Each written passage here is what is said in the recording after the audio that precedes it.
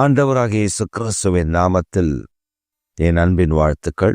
இந்த காலை வேளையில் உங்களை சந்திப்பதில் நான் மகிழ்ச்சி அடைகிறேன். இன்றைக்கு நம்முடைய தியானத்திற்காக நாம் தெரிந்து கொள்கிற வேத வசனம் யாக்கோபு நிருபம் 5வது அதிகாரம் 8வது வசனம். நீங்களும் நீடிய பொறுமையோடு இருந்து உங்கள் இருதயங்களை ஸ்திரப்படுத்துங்கள், கர்த்தரின் வருகை சமீபமாய் இருக்கிறதே. நீங்களும் நீடிய பொறுமையோடு இருந்து உங்கள் இருதயங்களை ஸ்திரப்படுத்துங்கள், கர்த்தருடைய வருகை சமீபமாய் இருக்கிறது. நீடிய பொறுமை. இந்த கடைசி நாட்களில் நமக்கு தேவையானது நீடிய பொறுமை. கோபப்படாமல், பதட்டப்படாமல், தேவனுடைய சத்தத்திற்கு, தேவனுடைய வார்த்தைக்கு கீழ்ப்படிந்து நீடிய பொறுமையோடு இருந்து இருதயத்தை ஸ்திரப்படுத்துங்கள். வேதத்தில் இந்த நீடிய பொறுமையை தாவீதினிடத்துல நம்ம பார்க்க முடியும். தாவீதினிடத்துல நீங்க கவனிச்சு பார்த்தீங்கன்னா, ஒரு பிரச்சனை வரும். பிரச்சனைக்கு நடுவில் தான் தாவீதுடைய வாழ்க்கையே பிரச்சனை தான். ஆனா தாவீது இப்படி ஸ்ட்ராங்கா நின்னாரு, உறுதியா நின்னாரு. சிரமமா இருந்துச்சு, அவருடைய இருதயம் ஏன் பலமா இருந்துச்சு அப்படின்னா, வேதம் அதை கற்றுக் கொடுக்கிறது. தாவீது கர்த்தருக்குள் தன்னை திடப்படுத்தி கொண்டான்.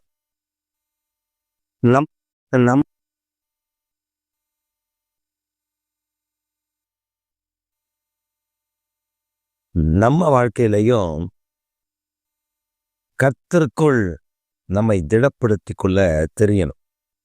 அதனாலதான் அவர் யாக்கோபு நிருபக்காரர் சொல்லும் பொழுது அழகா சொல்றாரு, நீங்க நீடிய பொறுமையோடு இருங்க, உங்க இருதயத்தை ஸ்திரப்படுத்துங்க, ஏன்னா ஆண்டவராக இயேசு கிறிஸ்து சீக்கிரம் வருகிறார். ஒருவேளை இந்த செய்தியை கேட்கிற உங்களுக்கு இப்படி தோன்றலாம், இப்படிதான் அப்போஸ்தலர் காலத்துல சொன்னாங்க, அதுக்கு அடுத்து வந்த காலம், அடுத்து வந்த காலம், இயேசுன்னு வரலையே. ஆனா வசனம் ரொம்ப தெளிவா இருக்கு. தாமதிக்கிறார் என்று சிலர் சொல்லுகிறபடி கர்த்தர் தம்முடைய வாக்கு தத்தங்களை குறித்து தாமதமாயிராமல், ஒருவரும் கெட்டு போகாமல் நித்திய ஜீவனை அடையும்படி அவர் இவ்வளவு பொறுமையா இருக்கிறார். ஏன் அவ்வளவு பொறுமையா இருக்கிறார்னா, ஒருத்தரும் கெட்டு போயிடக்கூடாது. அதனாலதான் தேவனுடைய நீடிய பொறுமை நமக்கு வேணும். நம்ம பிரச்சனைகளை பார்த்த உடனே பதறோம். நம்ம பிரச்சனையை பார்த்த உடனே என்ன பண்ணலாம்னு யோசிக்கிறோம். தாவீது அப்படி இல்லைங்க. யுத்தத்துக்கு பெலிஸ்தர் பாகை மிறங்கி நிற்கிறான். அவன் யுத்தம் பண்ண போறான். சொல்றான், ஆள் அனுப்புறான், யுத்தத்துக்கு வாடா, நான் வந்துட்டேன். தாவீது உடனே ஆள் அனுப்பி, ஒற்றர்கள் அனுப்பி, அங்க யார் இருக்கு, அதெல்லாம் ஒண்ணும் இல்லை, நேரம் போடா, தேவ சமூகத்துல விழுந்து கிடந்து ஜெபிக்கிறான். கர்த்தர் அவனுக்கு ஆலோசனை சொல்ற, நீ மேல இருந்து கீழே இறங்கு, இந்த மொசுக்கொட்டை செடி இருக்குல்ல, அது அசையும், அந்த சலசலன்னு ஒரு சத்தம் கேட்கும், அப்ப நீ புறப்படு, ஏன்னா நான் உனக்கு முன்பாக அங்க கடந்து போவேன். அதே போல பள்ளத்தாக்குல மலையில இருந்து இறங்கு, பள்ளத்தாக்குல இருந்து வெளியே வா. இப்படிதான் ஆண்டவர் தாவீதுக்கு சொல்லி கொடுத்து பெலிஸ்தரை முறியடிக்க பண்ணினார், திடப்படுத்தி கொண்டான்.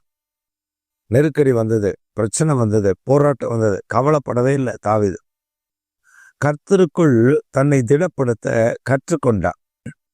நாம் என்ன செய்கிறோம்? நம்முடைய வாழ்க்கையில பல பிரச்சனைகள், போராட்டங்கள், நெருக்கடிகள் வரும்பொழுது நாம் நம்முடைய இருதயத்தை சோர்ந்து போக விட்டுறோம்.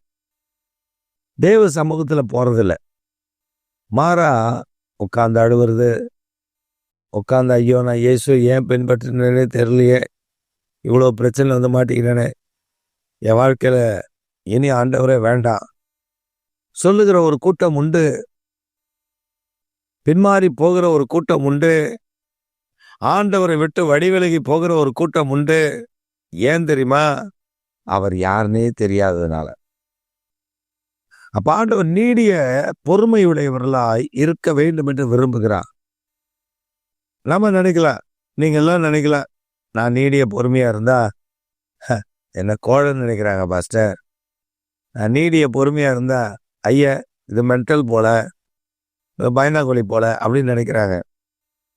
யாரு என்ன நினைச்சாலும் பிரச்சனை இல்லை. கர்த்தர் என்ன நினைக்கிறாரு? நீங்க நீடிய பொறுமையா இருக்கும்போது கர்த்தர் என்ன நினைப்பார் தெரியுமா? என் இருதயத்துக்கு ஏற்ற தாவீது, எனக்கு பிரியமான தாவீது சொல்லணும்ல. உங்க பேர் அங்க போட்டு பாருங்க, என் இருதயத்துக்கு ஏற்ற XRY சொல்லி பாருங்களேன். ஆண்டவர் உங்களை பார்த்து என் இருதயத்துக்கு ஏற்ற ஆள். கொல்ல வராங்க, மாமனாரே மருமகனை கொல்ல ஆள் வைக்கிறான். தாவீதை கொல்ல சவுல் ஆள் வைக்கிறான். படையை தட்டிட்டு வரான். கர்த்தர் தாவீதோட இருக்காரு. தாவீதுக்கு வாய்ப்பு கிடைக்குது மாமனாரை போட்டு தள்ளுறதுக்கு. நம்மளாம் தான் என்ன பண்ணியிருப்போம்? வாடா வா, என்னையா வெட்ட வந்த?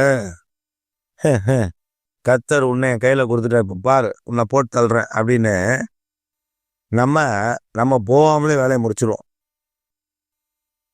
ஒரு சமயம் ஒரு பாஸ்டர் என்னையும் இன்னொரு பாஸ்டரையும் கூப்பிட்டார். கூப்பிட்டு உட்கார வச்சு ஏசி ரூம்ல, அப்படியே சூப்பரா இருக்கு, 5 ஸ்டார் ஹோட்டல் மாதிரி இருக்கு அந்த ரூம். அவருடைய ஆஃபீஸ் ரூமா. அந்த பக்கம் 2 பெட்டு கிடக்குது, இந்த பக்கம் சோஃபா செட்டு கிடக்குது. அது பார்த்தா ஆஃபீஸ் ரூம் மாதிரிலாம் தெரில, அது வேற மாதிரி தெரியுது. அந்த ரூம்ல கூப்பிட்டு உட்கார வச்சுட்டார். பாஸ்டர், உங்களுக்கு எவன் எதிரியோ அவன் எனக்கு எதிரி. எப்படி ஆரம்பிக்கிறார் பாருங்க. ஒரு ஊழியக்காரர் குறித்து எங்கிட்ட பேசுறாரு, அவன் எனக்கு எதிரி, இப்போ உங்களுக்கு எதிரி. இப்ப எதிரிக்கு எதிரி நாம நண்பர்கள். நீங்க சொல்லுங்க, அவன் கதையை முடிச்சிருவோம். தேவனுடைய மனுஷனுடைய கதையை முடிக்க இன்னொரு ஆள் பேசுறார். நாங்க ஒரே ஒரு வார்த்தை தான் சொன்னோம், அபிஷேகம் பண்ணப்பட்டவர் மேல நீங்களும் கை வைக்க கூடாது, நாங்களும் கை வைக்கூடாது. அவர் அபிஷேகம் பண்ணப்பட்டவர். அந்த மனுஷனுக்கு என்ன சொல்றதே தெரியல. ஏன்டா அவளை கூட்டம் நினைச்சு அனுப்பிவிட்டான். அதுக்கப்புறம் அவரு எங்களை சீண்டவே இல்லை. ஏன்னா நாங்க சொன்ன வார்த்தை, அவர் அபிஷேகம் பண்ணப்பட்டவர், அவருக்கு விரோதமா எழும்ப நீ யாரு நான் யாரு? அது தவறு பாஸ்டர் சொல்லிட்டோம். இந்த மனுஷனுக்கு என்ன செய்யறதே தெரியல. தாவீது அப்படிதான்.